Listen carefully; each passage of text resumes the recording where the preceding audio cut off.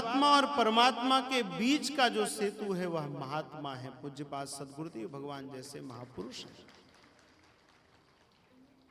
बिना महत पाद रजोभिषेकम, सदगुरु की चरण धूलि को जब तक मस्तक पर धारण नहीं करेंगे, जब तक गुरुदेव की कृपा नहीं होगी, तब तक परमात्मा हमारे सन्मुख भी होगा तो हम उसे देख नहीं पाएंगे, पहचान नहीं पाएंगे, पहचान नहीं पाएंगे।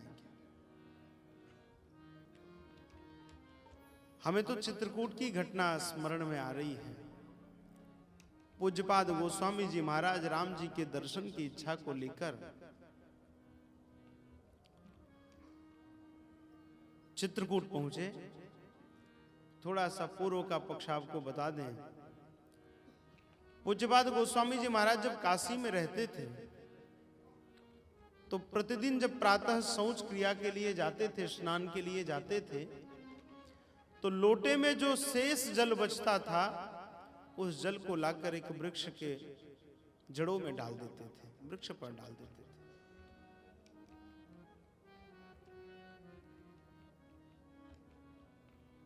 और वह जल मिलते मिलते एक अतृप्त प्रेत उस वृक्ष में रहता था, वो तृप्त हो गया। उस वृक्ष में रोज जल देते थे गोस्वामी जी महाराज। उस वृक्ष में रहने वाला प्रेत तृप्त हो गया, प्रकट हो गया।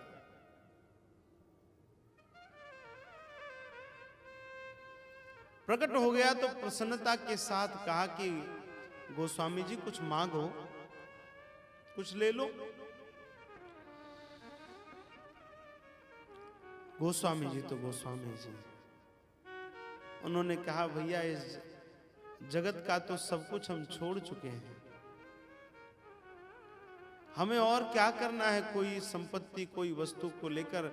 रैदास जी की भांति देखो, जो भक्त होता है वो प्रत्येक परिस्थिति में भक्त रहता है।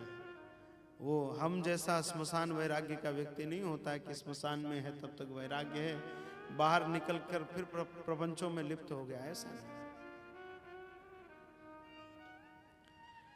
रैदास जी महाराज की विपन्न परिस्थिति को भगवान ने देखा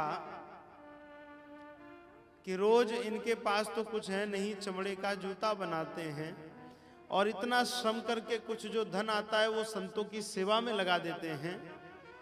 तो भगवान को बड़ी दया आई, भगवान एक धनिक के वेश में आए और आकर के पारसमणि रैदास जी को दी और कहा बाबा ये ले लो, ये जहां जहां छुओगे, जिस लोहे में इसका स्पर्श करा दोगे वो सोना बन जाएगा।